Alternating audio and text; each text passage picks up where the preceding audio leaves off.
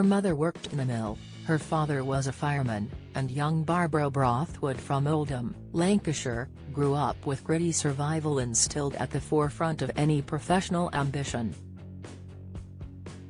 "If you are a typist or a hairdresser, it's in your hands," she was warned by her parents. "They can't cut your hands off."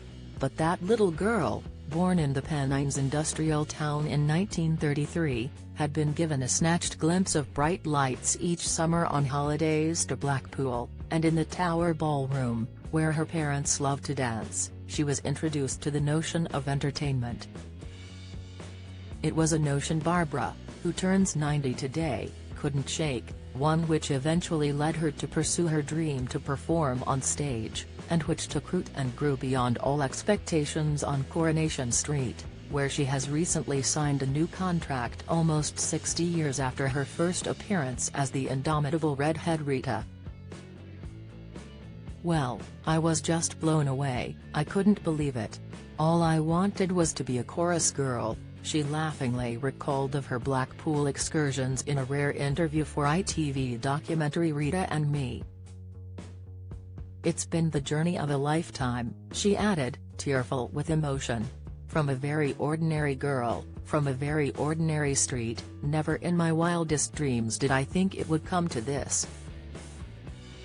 On October 13, ITV will air a second special documentary hosted by TV presenter Bradley Walsh, celebrating her long career. It will, like its predecessor, be a rarity. For a persona so instantly recognized and beloved, Barbara has always limited the interviews she has given, meaning we truly know little about the woman behind the star. She has always been very shy, she's admitted, although her mother told her early on, "Barbara, you can't hide your light under a bushel. Unless you tell people what you can do, unless you show them, you will never get anywhere."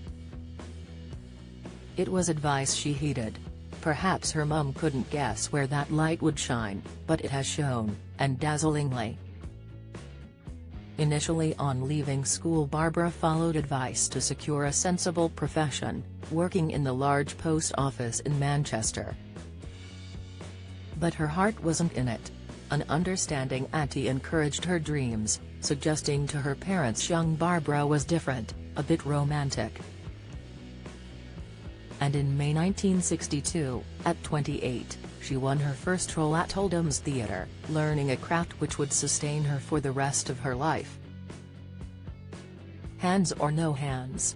Just 4 years later, the opportunity to appear on Coronation Street knocked, and Barbara thought she'd cracked it. She was to star as Rita Littlewood, a beautiful, fiery, exotic dancer and old pal of Dennis Tanner, Philip Lowry. "I thought, I'm going to be in this forever, that's just the part I have been looking for," she admitted. But the role lasted just 2 episodes, and it would be 1972 before she was invited back. In the meantime, she settled into life as a jobbing actor, working in theatre, radio, and in TV sketches with some of the biggest names in comedy, including Les Dawson and Mike Yarwood. It was during filming for a sketch show with Ken Dodd that Coronation Street called again. And she wasn't sure he would release her to take them up.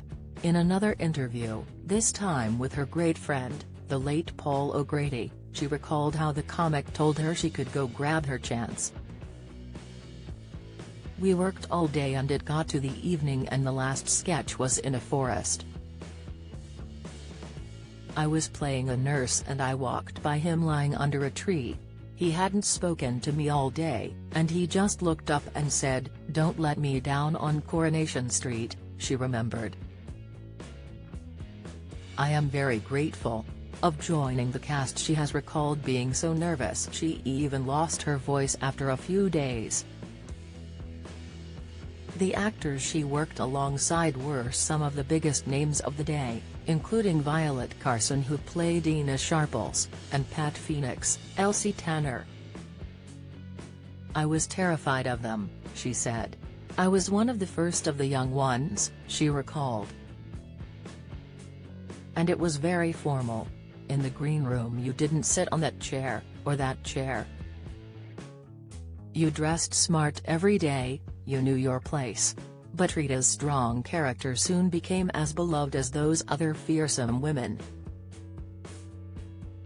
And far from losing her voice, she found one she didn't know she had, regularly singing in the show in character, and even releasing an album of tunes in 1973. As Rita, she has been married 3 times and proposed to some 15, by 12 men. She has admitted keeping the engagement rings, the long-term storyline around her relationship with Alan Bradley, ending in the notorious Blackpool tram scene in 1989, which killed off the baddie, won her the TV Times Award for Best Actress. And her double acts with Mavis, Thelma Barlow, and Norris, Malcolm Hempton, touching and hilarious by turns, are some of the most memorable in soap history. Off-screen, Barbara has married twice, first to Dennis Mullany in 1956. The pair had 3 children. The year they divorced, in 1977, she married John Knox, but the couple divorced in 1994.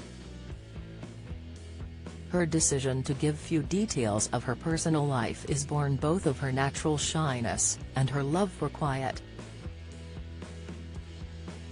Touchingly, she confided in O'Grady she used Rita's character to help her over her nerves. "In real life I'm very quiet," she said. "I love to be home, I do tapestry, I do my garden, I love my dog. I live a very different life." She grinned, "If I'm ever stuck I just say something like Rita would say. Perhaps then, in the end, not a wholly different life to that of her parents in Oldham." Although ultimately they were nothing but supportive of the different path she chose. She has described her mother as marvelous, going without so I could have. Before she died, she bought her daughter a fur hat. "I said, where am I going to go with a hat like that, Mother?" Barbara recalled. She said, "It might come in handy, you never know." She finally wore that hat nearly 3 decades after her mom's death, in 2010, when she was awarded a MBE. "Those Oldham folk perhaps knew better than she did how far she'd go. I wanted to wear that hat for my mother and my family," she explained. "Because they had done so much for me."